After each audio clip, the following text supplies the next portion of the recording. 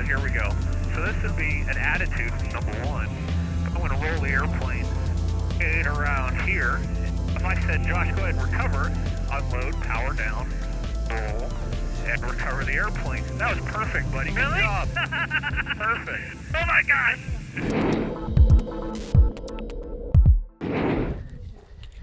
Tyler, how you doing? Hello, sir. My name's Josh. Josh, how do you do? I'm John Dye. Nice to meet you, John. Yeah, our goal is to show people that are looking to get into flight and also people that are into flight, obviously, how to get out of things that they would never want to be in the first place. Yes, there's our falling lead. Wow. Is it kind of like a defensive driver's course? Yeah, absolutely. That's the way to put it. Airplanes. Fantastic, we'll take it. So what are we going to go up today? I know this school, we're definitely not going to be showing how-tos. It's going to kind of give you a picture of what the school is like, right? Yep. So what are we going to be doing? We're going to warm you up in the airplane first with just some steep turns and some stalls.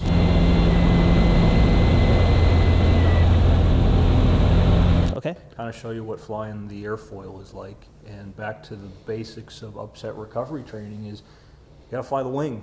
Yeah. So, that's kind of the battle we're fighting. The first thing we got to do is make sure if the airplane isn't flying, get it flying. If it is, let's keep it flying. Whoa! Whoa! The fact is that aircraft loss of control upsets are still and have been the leading cause of fatalities and hull loss in the industry, not just general aviation, in corporate, in airline. It needs to be dealt with, and that's what we do. That's beautiful. You got guys making testing standards that are basically saying avoid the stall, don't stall the airplane, Yeah. you won't have anything to worry about until you got to worry about it, right? So we kind of look at it a little different is, yeah, you're going to stall it, you're going to spin it, you're going to have an upset. Yeah. How do you recover from it? Why avoid a problem that's going to get you later on down the road? Well, if you're taking your flight lessons in something like a Cessna that's not rated for spin, from what I understand, they don't do a spin in it then, right? Like, they don't put you in a different aircraft and make you finish, do You they? do not have to see spin training through private, instrument, commercial, not until your flight instructor certificate. So it's kind of eerie to think about. You have professional pilots out there that if they were never instructors, could never have seen a spin. One thing we hit very hard is ground training. At the table, that's where you win this upset battle. The more you know and the more you can access, this is where you win. Yeah. Flying the airplane, that's the easy part. Yeah. Holy cow, we're going vertical. It's kind of scary at first. It's maybe a little uncomfortable, but it's like any other flight training. The more you do it and become comfortable with it, it starts to become fun. It's part of your repertoire, your routine, and it's something you can practice in an appropriate environment. Yeah. Just like steep turns and stalls, and it's enjoyable. And then if it does happen to you, you got this. I've been there, I've done that. I'd like to run you through what our recovery profile is, just so you kind of have that in the back of your head. And then, we'll go flying. You're going to see different profiles today, which can be classified as either nose high overbanks, nose low overbank, and roll through. That blue window, that's where you're at. And if you notice, the limits on that are 25 up, 10 down, and 45 degrees. Yes. When you finish your private pilot training, this is the extent of the total capability of the aircraft that you're familiar with, which is 4.9%. That's how much you've seen. 4.9%. Of the total capability. As a commercial pilot, it increases a little to 11.1. And you can be the ace of the base in here. Yeah. How are you up here? How are you down here? That's what we do, is we expand your envelope. We always want to be the aircraft to be the limiting factor, not your capability. Incredible. Friends, one thing with FliteTest, we love safety, and we started with the models, and we always preach safety, family first, people first. When you get into this, I'll say hobby, but when you get into this lifestyle of flying general aviation, you don't take any chances. And flight schools like these are not always the cheapest, but you can't put a price on your life. You can't put a price on your passenger's life. And investing in knowledge like this ahead of time is quite possibly going to change the way you fly and also change the way you live. All right, you guys want to get up in the air? Let's do it. Let's do it. You can suddenly get a lot more real when you see a parachute, doesn't it? D-ring, that's it. That's it. Okay. I'm going to guide your chute over the seat. I'm ratcheting myself into the seat. Go and pull that door closed. You got it, brother. 2 latches. There's a checklist up on the dash. Let's run through the before start. All right, got it. Ready? We have seat belts and harnesses. Secure the back.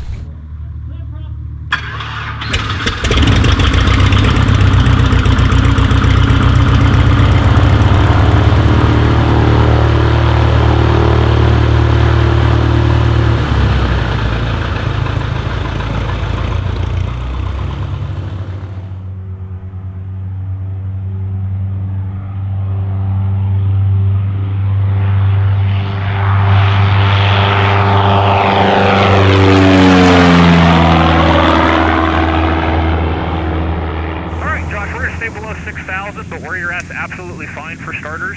Okay. What I want you to do just to get warmed up to the airplane is we're going to start by doing some steep turns, a left 360 and a right 360. Okay. Okay. So whenever you're ready, let's kind of look at that left wing, clear left, lift it up a little bit, make sure there's nobody out there, and we're going to roll left about 35 degrees of bank or so. Right about there. And let's hold 5,500 all the way around. 5,500.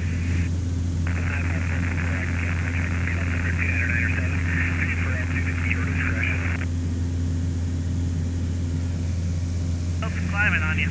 That's okay. A little more bank, and we'll roll it out here. Okay. So the next thing we're going to do, Josh, is do a power off stall. Okay. That's just going to show you, hey, if we stall this thing coordinated, life is good. Nothing bad's going to happen. Okay. So I'm going to come on the controls with you. All right. Go ahead and work your power slow back to idle. All the way back to idle. 8. Yep, keep coming back. You will get a warning horn in this airplane. Oh, good. Okay. Keep coming back. 5. Keep pulling. Keep pulling. When it stalls, lower the nose, level the wings. Right there. Lower the nose, level the wings. And then come up on your power nice and slow. And you can bring the nose up as well.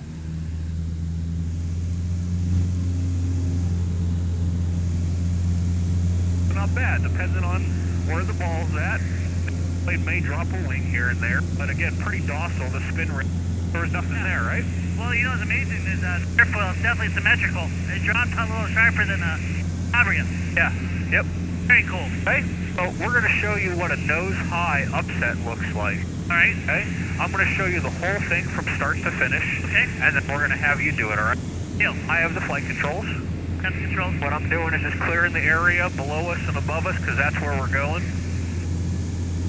And again, this is going to be a nose high. So when we at 25, 10, 45, I want you to call attitude for me. When we're at 10:45? Oh, okay, I got you. When we exceed the parameters for an upset. Okay. Hey, here we go. Here's nose high. Upset. That's it. And right about here, we would say recover, unload, power up, roll to the window. Can approach. Wow! And recover. Holy cow, that's crazy! Ever seen that much sky before? No, I have not. It's pretty wild, isn't it? But the crazy thing was, I figured in my mind when you said that you stop. Look, we vertical. Yeah, we're vertical. But the plane... What's that? Plane didn't care. No, plane didn't care. We unloaded it. So this one, if you can, I want you to look at that airspeed indicator. Okay. When we're nose high, it's not going to be even on the green arc, okay? Okay. Here we go, one more time. More time. Your control. I got her. Upset. Attitude right there. And I would say recover, unload, power up, roll. Look at the airspeed indicator. It's not even moving. There's no horn, is there? No. And recover. So the roll to the right is basically wing over feel, right? Yeah, the wing over picture. So whether you want to go left or go right, the airplane likes to go to the left, so we go that way. Because the torque of the motor, right? Absolutely. So again, notice the airspeed on that one wasn't even on the green arc, but the stall horn wasn't on, and we were flying over the top. Yeah. If at any time I had pulled back on the controls, it would have stalled, wouldn't it? So the next one we're going to do is a nose-high overbank, meaning the airplane's going to be beyond that window of 45 to 60 degrees. And the fastest way back up is going to be rolling the aircraft back the direction we came from. Ready? Ready. 1010 minutes. Attitude. Attitude. And this is an overbank, so you'd say unload, power up, and roll. And recover. Alright. Wow. Pretty wild? Very wild. Very, very wild. So, you know, whether the wings are level or overbanking, you can see how we're rolling the aircraft. We're rolling the aircraft, orient the lift vector which way we want it to go. Alright, so let's do a nose-high wings level together. Okay. Ready? Ready. Here we go. Nose is coming up. Attitude. Betcha. Right about here, you say airplane, unload, power up, roll, hold the unload, let it fall. And recover, level the wings, start bringing the nose back up, and you can bring the power down a little if you'd like. So when you're nose down, throttle back, give you more time, nose up? Yeah, nose up, power up, nose down, power down. Amazing. Okay, so let's do a nose-high overbank again where that aircraft is beyond the window of 45 to 60 degrees. The whole idea is to roll the airplane now back upright to get the lift vector where we want it. So you unload and roll back. That's it. Unload, power, roll. Ready? Ready. How you feeling? Pretty good. Just my mind's processing. It's a lot to take in at once. Yeah, I can see the value of 8 hours on the ground. Yep. Here we go. Nose is coming up. Up. That's attitude. Attitude. Let's go left. This would be this is recover. Unload, power up, roll the aircraft back wings level, and recover the airplane. So nose can come back up. That's it. Wow. Okay. And I'm going to show you a nose low. Okay? Alright, time for negatives, right? Yeah, not really any negative required. Well, actually, we're going to start in a nose high, just to bleed a little speed. Okay. Looks like a nose high, doesn't it? Yep. And then we're just going to let it transition into nose low. So right around here, I would say your airplane, you unload, power down, roll, and recover. Recover. Not too bad on that one, huh? No, not bad at all. Let's kind of turn it back over towards the west. Kind of like a sloppy Emmelman. Yeah, like the Lazy Ace almost, huh? Yeah.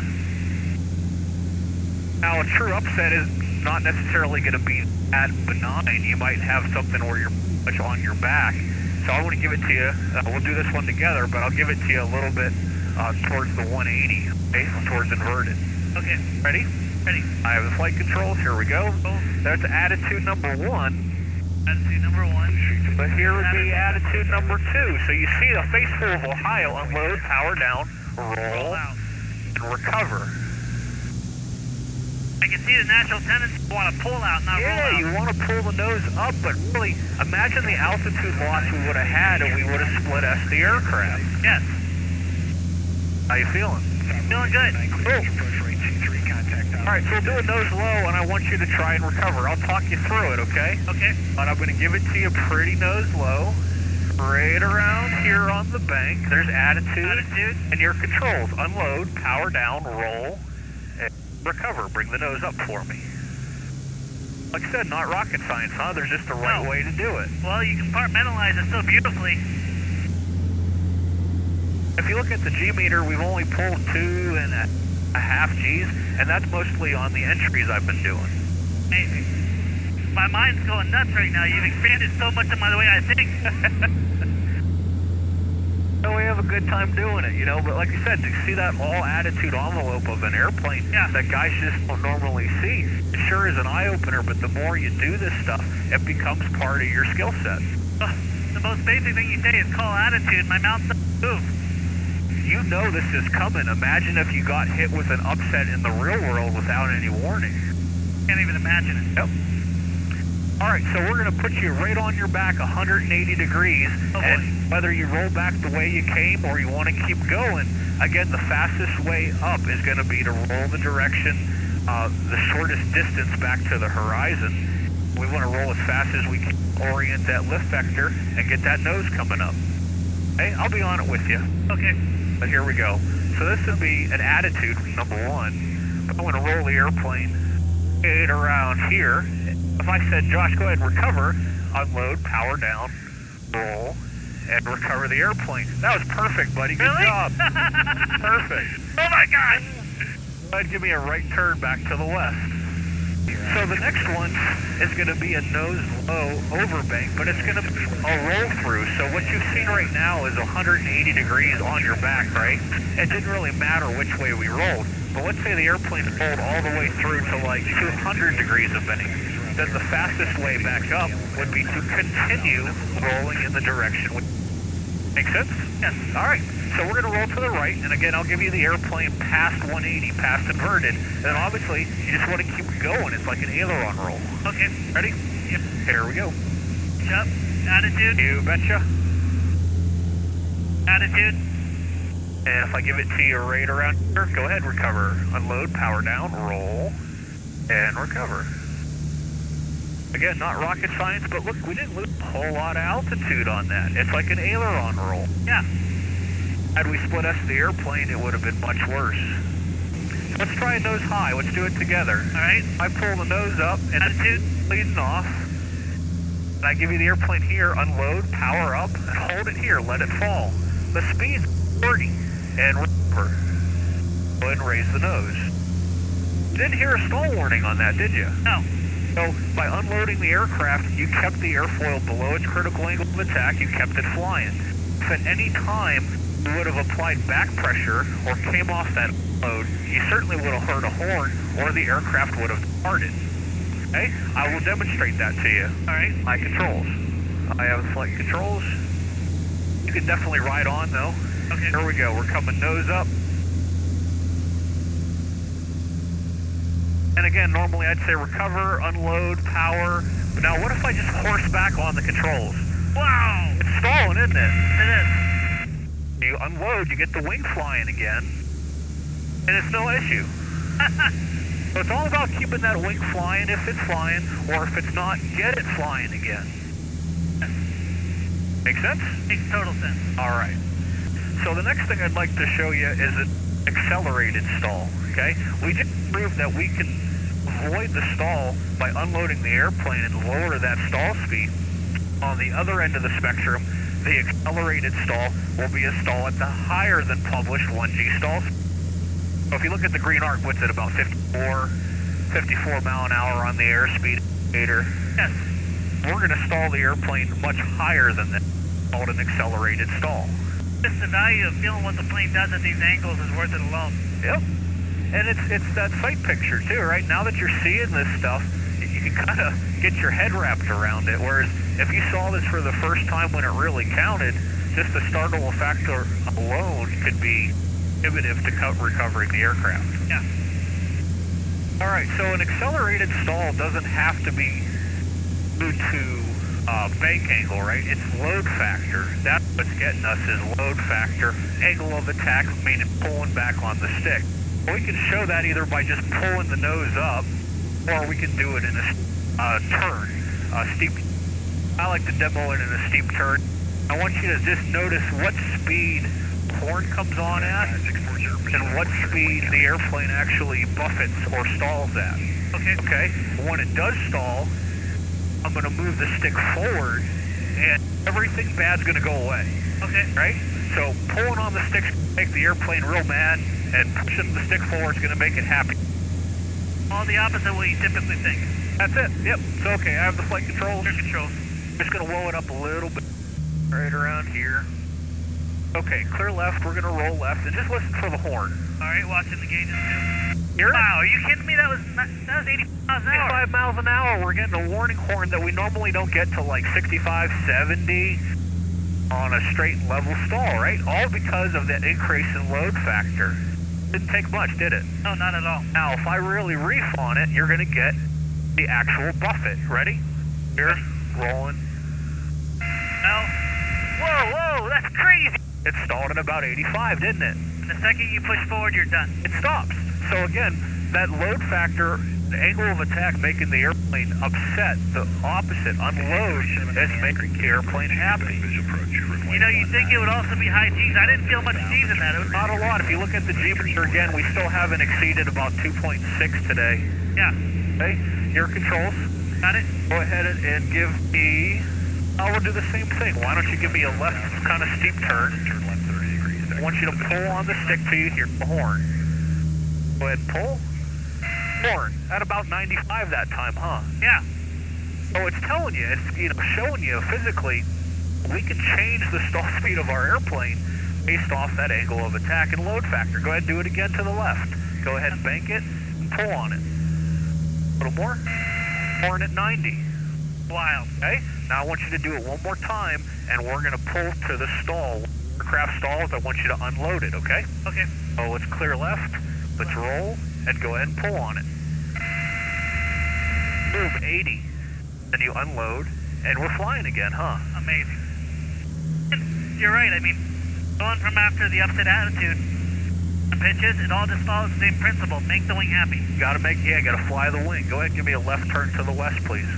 Take a breather, and the next thing we're gonna show you is that accelerated stall, but we're gonna be uncoordinated. We're gonna be cross-controlled in the skid. I just want you to see how quick, how violent, without warning really, the airplane will depart in a cross-control skid to a stall. That's that base to final overshoot we were talking about on the ground. With a little side slip in it? Yeah, and to clarify, there's a slip and there's a skid. So what's the definition of a slip? I guess the slip would be a cross-controlled attitude. Yeah, they're both cross-controlled, but let's say we're turning left. A slip is insufficient rudder for the rate and direction of turn. So we're turning left, and if you look at the ball, it says, hey, Yeah, you're wrong. you didn't give me enough rudder. Right, so this is a slip, this is not enough rudder. Whereas a skid, it's still cross-controlled, Yeah, I see what you mean. but it's still saying, give me too much rudder for that rate and direction of turn. So there's two ways to fly uncoordinated, and those are slips and skids. The slip is the right way to do it. The skid is what's going to get you killed. Okay? So what I'm going to do is show you a slip to a stall and a skid to a stall. Okay, very good. A slip to a stall, we can sit there all day. I have the flight controls. Your controls. We're going to load the airplane up. I'm going to put in a right rudder slip, a left-hand turn. We're going to stall the airplane in the power. We're uncoordinated, right? Yeah. Theoretically, we should be spinning because we're stalled and yawed, uncoordinated. We're sitting here uncoordinated, but look how stable the airplane is. Yeah, it's incredible. Okay? I can steer it around. I can continue turning to the left if I want. I can stop the turn to the left. Look at the rate of descent, 2,000 feet a minute downwards. What do I do to get out of it? Relax the stick. Get below critical angle of attack, and the airplane's flying again, right? So the slip, if you will, or not pointing the rudder towards the ground during that slip is the right way to fly an airplane uncoordinated. That's amazing. Just stay stable the whole time. Yeah, it's actually trying to eventually depart to the towards the rudder, but you see how much of a hard time it has doing that. It's got to pick up that low wing, that left wing, all that fuel and all that weight, and carry it over the center of gravity before the airplane can depart in the spin. Whereas the skid, base to final overshoot, you're going to just see the airplane doesn't really buffet, it doesn't really sit there. All it wants to do is put you on your back. Okay? When we wind up on our back, we're going to be in a nose-low overbank upset, which we know how to recover from. Unfortunately, guys do it base to final at 500 feet. They don't have the altitude to recover. I'm also guessing an engine out where they're trying to make the field again too. Yeah, you know, they're horsing on the controls trying to make a field, but the root cause of it is that uncoordinated stall that we're asking it to do. You know, that's the real sad part is the airplane is not doing anything we aren't asking it to do. We're giving it a yaw, we're giving it a stall, and the airplane's breaking into a spin. It's just listening to us. Unfortunately, we're asking it to spin at 500 feet above the ground. Yeah. You ready? I'm ready. So it's going to be an accelerated fall in a turn, in a skid. Too much rudder towards the ground. I want you to see just how fast the airplane departs, okay? Okay. I just got the power coming off. I'm bleeding the speed down to somewhere around 80. Let's say we're turning base and final. Here comes the skid, right? Rudder towards the ground, pull, and the airplane departs.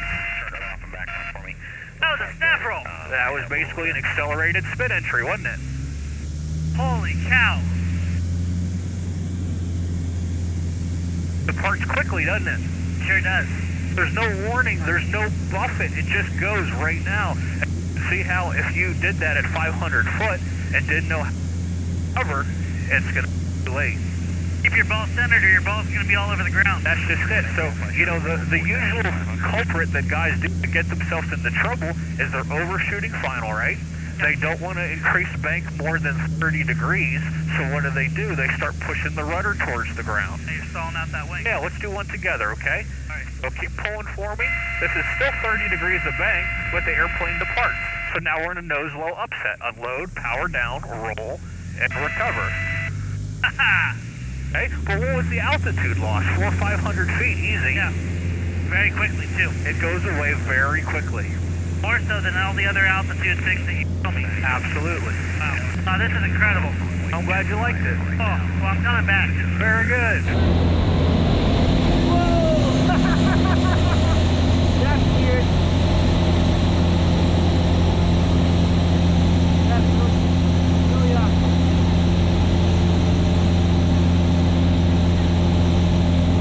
Wow. We call Akron, we're going to cancel flight following and we'll head on down, okay? Okay. But we're trying to get back to stick and rudder flying.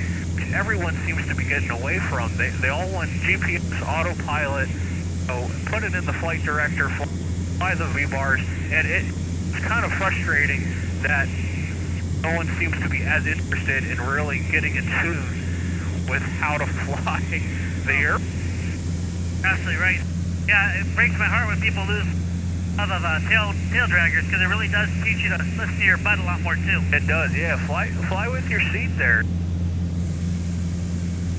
As good as a trainer as a Cessna is, they're almost a bad trainer because they take away so much of those sensations that you need to really get in tune with flying an airplane. Yeah.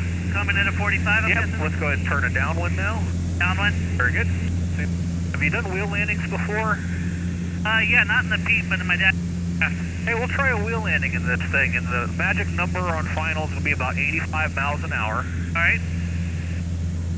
All right, Josh, we're going to start bringing the power back to just under 10 inches of manifold pressure there on the left side. Just kind of hear it, you feel it, you listen to it, and lead off the speed to about 85 mile an hour.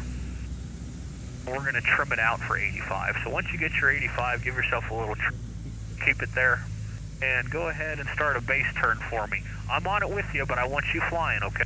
You got it, sir. Alpha Charlie, base 28 Salem. Let's drop the nose a little bit. On finals clear. Now let's start a turn. Alpha Charlie, final 28 right Salem. Looking good. Thank you. Feels like I gotta give a little power. Yeah, give her just a little bit to make it there. What a narrow little runway. Yep. And go ahead and push that prop control full forward button. That's it. You're good. All right, slowly come back on that power. Got a little crosswind from the left. All right. Put the speed on her. We have wires there? Nope, just the road. Just semi-trucks to worry about. Oh, that's all. Come off the power.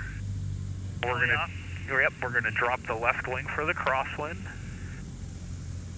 And a little right rudder to straighten out the nose. Keep the left wing low, let it come down to the runway. Let it come down. Let it come down. When it touches, just a little stick forward. Right here. Okay. Good. You still got it. All right. Start putting the tail down. You still got it. Stick all the way back into your chest. And a little left aileron. It's still you. Keep fighting. How'd I do? You just landed a decathlon. Oh, brother, thank you. How long is this runway? 34. You got room. Okay.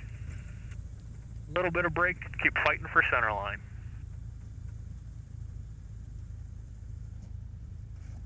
My feet up on that thing a little bit. Yep. Happy these things aren't like really touchy. Yeah, they're not too bad. There's the end of our runway. That's it. You can turn to the right and we'll turn it around in there. Brother, you're an amazing teacher. Thank you very much. I had a good teacher myself. It's evident with your relationship. All right, we're clear. If you want, just go ahead and back taxi on 28.